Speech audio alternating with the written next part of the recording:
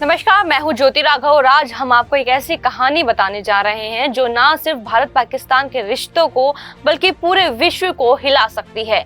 ये कहानी है सिंधु जल समझौते के निलंबन की, एक ऐतिहासिक और चौंकाने वाला कदम जो भारत ने पाकिस्तान के खिलाफ उठाया है।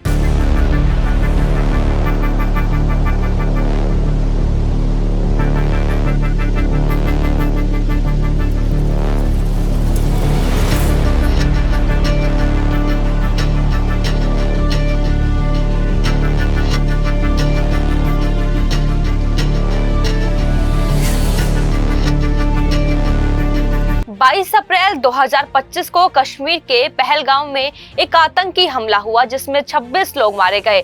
यह हमला पाकिस्तानी आतंकवादियों द्वारा किया गया था और इसके बाद भारत ने पाकिस्तान को कहा संदेश देने के लिए कई बड़े फैसले लिए हैं, जैसे सिंधु जल संधि का निलंबन, अटारी सीमा का बंद होना, पाकिस्तान राजनयिकों पर कार्रवाई, पाकिस्तानी वीजा रद्द और भारत छोड़ने का आदेश, अंतर्राष्ट्रीय स्तर पर कूटनीतिक दबाव।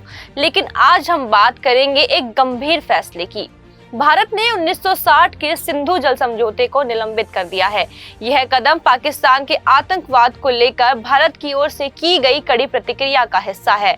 क्या इसके बाद भारत और पाकिस्तान के बीच रिश्तों में और कटुता आएगी? क्या यह कदम पानी के विवाद को एक नई दिशा देगा?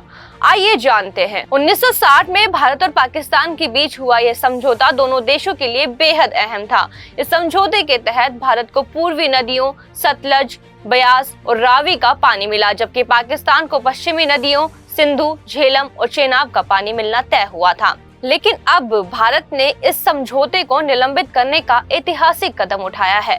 विदेश सचिव विक्रम मिस्री ने कहा कि पाकिस्तान तब तक सिंधु जल समझौते का लाभ नहीं उठा सकेगा जब तक वह आतंकवाद का समर्थन करना नहीं छोड़ता। भारत ने पाकिस्तान के खिलाफ और भी कई कूटनीतिक कदम उठाए हैं। अटारी सीमा पोस्ट की बंदी, पाकिस्तानी कर्मचारियों का निष्कासन और वीजा रद्दीकरण, ये सभी कदम सीधे तौर पर पाकिस्तान को चेतावनी देने के लिए उठाए गए हैं। लेकिन इसका सबसे बड़ा असर होगा सिंधु नदी पर। अब भारत के पास ये अधिकार है कि वह सिंधु नदी और उसकी सहायक नदियों का पानी अपनी मर्जी से इस्तेमाल कर सके।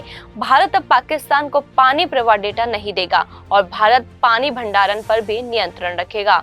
भारत किशनगंगा और रटल जैसी परियोजनाओं पर भी पाकिस्तान के अधिकारियों के दौरे को रोक सकता है और इन परियोजनाओं पर जल भंडारण की सफाई कर सकता है, जिससे डैम की उम्र बढ़ जाएगी। यह सभी कदम ऐसे हैं जो पाकिस्तान के लिए एक चुनौती बन सकते हैं, लेकिन इसका मतलब यह नहीं है कि पाकिस्तान के लिए अब कोई रास्ता नहीं बचा।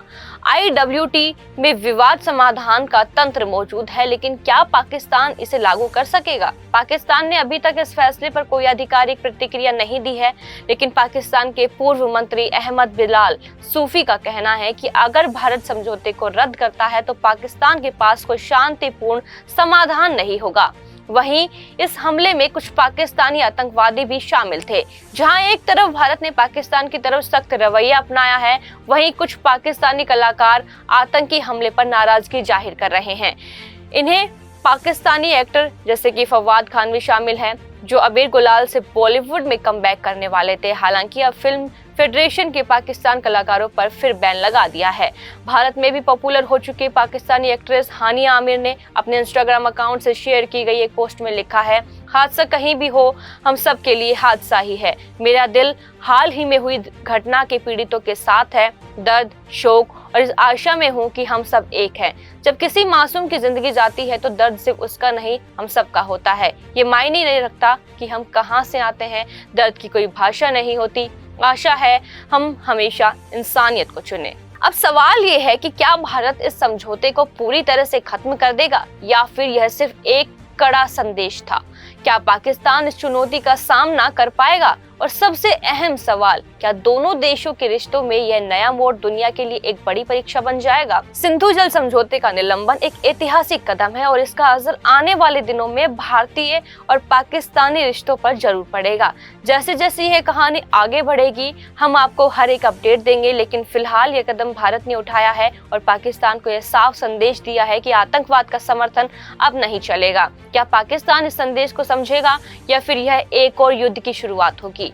आने वाले वक्त में इसका जवाब मिलेगा, लेकिन एक बात साफ है, भारत अब पीछे नहीं हटेगा। देखते रहिए जनता दरबार न्यूज, जहां हर घटना को हम आपके सामने लाते हैं ताकि आप जान सके हर उस खबर का असर जो आपके जीवन को प्रभावित कर सकता है। नमस्कार।